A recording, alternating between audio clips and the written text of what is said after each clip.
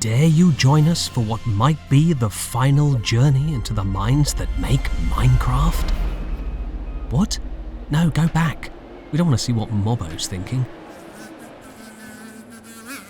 Oh, goodness gracious me.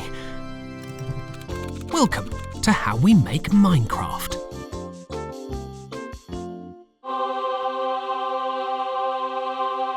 Since Minecraft is a survival game, we thought it should have some sort of overriding purpose or goal, just like real life doesn't.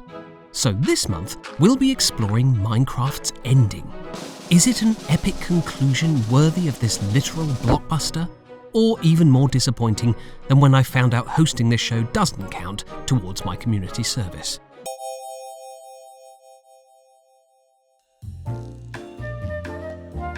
Completing Minecraft couldn't be simpler.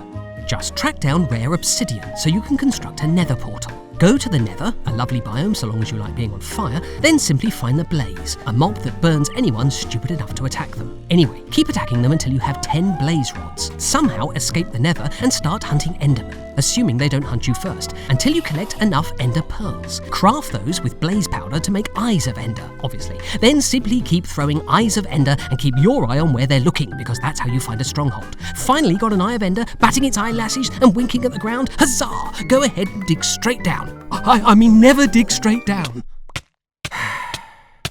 Not to worry. Simply do all that again, but this time dig a little more cautiously. Find your way into the stronghold. You should find an end portal. Simply jump into the portal and congratulate... Oh yes, it needs eyes of ender for all the portal blocks. Up to 12 potentially. Looks like a certain lucky someone is going back to the nether. And when your portal is finally ready, hop in and congratulations, you've completed a nice easy game of Minecraft. Oh, as soon as you defeat that. Actually, why is Minecraft's greatest challenge almost as cruel as I am? Well, believe it or not, Minecraft does have a difficulty curve. A difficulty curve is how the level of challenge changes throughout a game. It's called a curve because ideally you want the difficulty to steadily curve upwards at the same pace as the player's skills are increasing. It's an incredibly tough curve to get right. In fact, the difficulty curve for making a difficulty curve looks more like this. One of the toughest parts of crafting Minecraft's difficulty curve is that we're an open world game. Open worlds are all about freedom. You want the player to feel like they're free to go anywhere. Problem is, that could mean that they don't visit your helpful tutorial area first, and instead start off by exploring somewhere far more sinister. This is why you have to go through so much arbitrary nonsense, I mean compelling treasure hunt game design, to get the resources you need to access the end. Because if you just spawned into Minecraft and immediately met the Ender Dragon, that's less of a difficulty curve and more of a difficulty slap in the face. Difficulty is something we think about a lot. Maybe we should have done an episode on it. Probably would have done better than the sound design one. It can be tempting to dumb down your difficulty to make an easier, more accessible game. But there's a fine line between relaxing and boring. The more challenging your game is, the more engaging it can potentially be, because your audience isn't going to be able to engage with it passively. Basically, we're only bullying you because we want attention. So, that's all right then.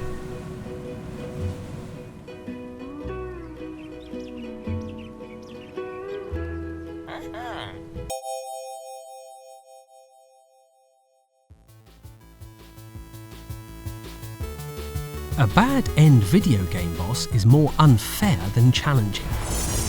Ideally, a boss fight should test all the skills our game has been training you in.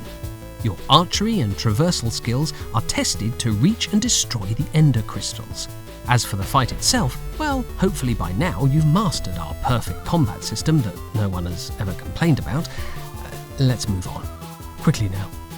We've constantly updated the Ender Dragon boss fight. We've added music, changed its behaviour, given it the ability to spit acid, regretted giving it the ability to spit acid, unsuccessfully tried to remove its ability to spit acid, and bowed down to our new acid-spitting queen. Minecraft's ever-changing ending is pretty hardcore, but that hopefully makes it all the more cathartic when you do beat it. Some people have had the nerve to ask if I've completed Minecraft, and of course, as a Minecraft expert, that's none of your business.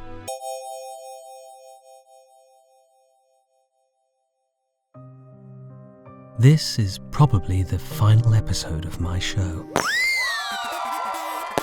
I was told we were going to play the sound of a sad audience, but okay. But don't worry about me. I'll just go back to narrating nature documentaries on the BBC. By which I mean watching them at home and talking over them. By which I mean watching them through the windows of someone who actually owns a television and a home.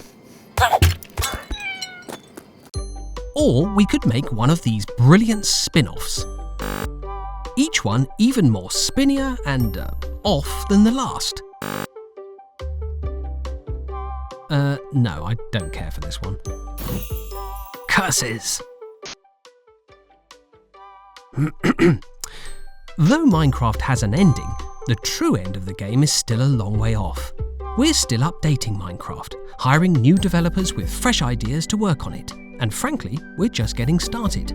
Minecraft will only end when you're done with our little crafting game.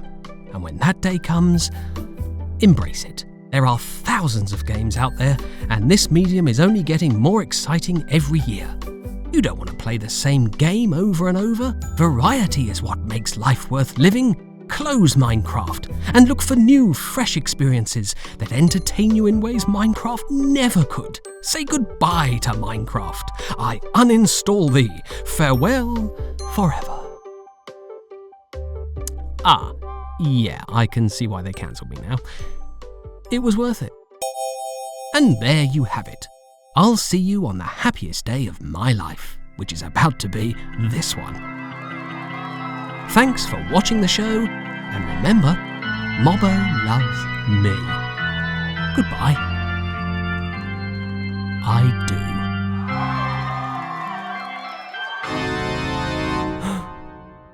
Jonathan?